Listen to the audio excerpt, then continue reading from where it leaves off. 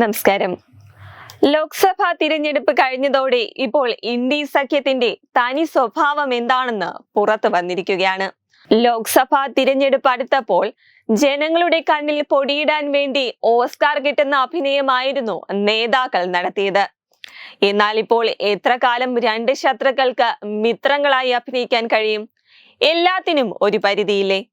അതുകൊണ്ട് തന്നെ തനിനിറം തുറന്നു കാണിച്ചിരിക്കുകയാണ് ഐക്യത്തിന്റെ നിറകുടമെന്ന് അവർ തന്നെ വിശേഷിപ്പിക്കുന്ന കോൺഗ്രസും AAPയും. ലോക്സഭാ തിരഞ്ഞെടുപ്പിന് മുൻപ് തന്നെ ദില്ലി മുഖ്യമന്ത്രി അരവിന്ദ് കെജ്രിവാൾ കോൺഗ്രസുമായുള്ള ബന്ധത്തിന്റെ വെളിപ്പെടുത്തൽ നടത്തിയിരുന്നു.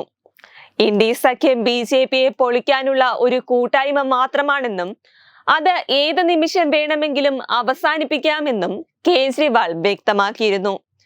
ഇപ്പോഴത്തെ കോൺഗ്രസും ഇന്ത്യ സഖ്യവുമായി ലോക്സഭാ തിരഞ്ഞെടുപ്പിൽ മാത്രമാണ് ധാരണയെന്നും നിയമസഭാ തിരഞ്ഞെടുപ്പിൽ കൂട്ടുകെട്ടില്ലെന്നും ആം ആദ്മി പാർട്ടി വ്യക്തമാക്കിയിരിക്കുകയാണ്.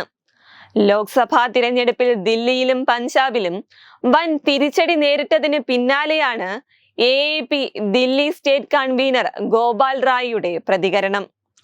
ലോക്സഭാ തിരഞ്ഞെടുപ്പിന് ശേഷമുള്ള സാഹചര്യങ്ങൾ വിലയിരുത്താനും പരാജയം പരിശോധിക്കാനും മുഖ്യമന്ത്രി അരവിന്ദ് കെജ്രിവാളിന്റെ വസതിയിൽ AAP MLAമാരും മുതിർന്ന നേതാക്കളും യോഗം ചേർന്നിരുന്നു. ഇതിനുശേഷമാണ് ഗോപാൽ റായിയുടെ പ്രതികരണം. അടുത്ത വർഷമാണ് ദില്ലിയിൽ നിയമസഭാ തിരഞ്ഞെടുപ്പ് നടക്കുന്നത്. ലോക്സഭാ തിരഞ്ഞെടുപ്പിന് വേണ്ടി മാത്രമാണ് ഇന്ത്യ സഖ്യം രൂപീകരിച്ചത്. ഒരുപാട് പാർട്ടികൾ ചേർന്നപ്പോൾ AAPയും അതിന്റെ ഭാഗമായി. എന്നാൽ നിയമസഭാ തിരഞ്ഞെടുപ്പിൽ പാർട്ടി പൂർണ്ണ ശക്തിയോടെ ഒറ്റയ്ക്ക് മത്സരിക്കുമെന്നും ഗോപാൽ റായ് വ്യക്തമാക്കി.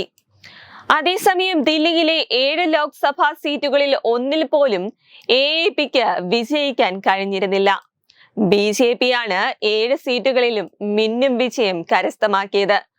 പ്രതികൂലമായ സാഹചര്യത്തിലാണ് പാർട്ടി തിരഞ്ഞെടുപ്പിനെ നേരിട്ടതെന്നും പ്രധാന നേതാക്കളെല്ലാം ജയിലിലായിരുന്നുവെന്നുമാണ് കണ്ണുനീര് തുടച്ചുകൊണ്ട് AAP നേതാക്കൾ പറയുന്നത്.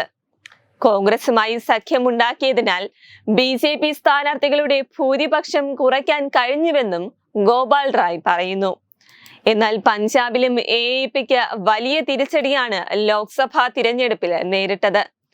ഇതിന്റെ ആഘാതത്തിൽ ഇനിയൊരു കൂട്ടുകെട്ടും വേണ്ട എന്ന തീരുമാനത്തിൽ എത്തിയിരിക്കുകയാണ് ആം ആദ്മി പാർട്ടി.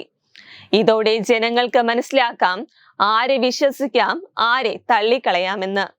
ഇപ്പോൾ ഇന്ത്യ സഖ്യത്തെ നിങ്ങൾ വിശ്വസിച്ചിരുന്നുവെങ്കിൽ, അവർക്ക് ഭരണം കിട്ടിയിരിക്കുന്നുവെങ്കിൽ എന്തായിരിക്കുമായിരുന്നു അവസ്ഥ? ഓരോ സ്ഥാനത്തിനും വേണ്ടിയുള്ള അടിയായിരിക്കും നമ്മൾ കാണേണ്ടി വരിക. കൂടാതെ ഒരു ദിവസം കൊണ്ട് ഇന്ത്യ സഖ്യം പൊളിയാനുള്ള സാധ്യതയും ഉണ്ടായിരുന്നു. വെബ് ഡെസ്ക് തത്തുമൈ TV.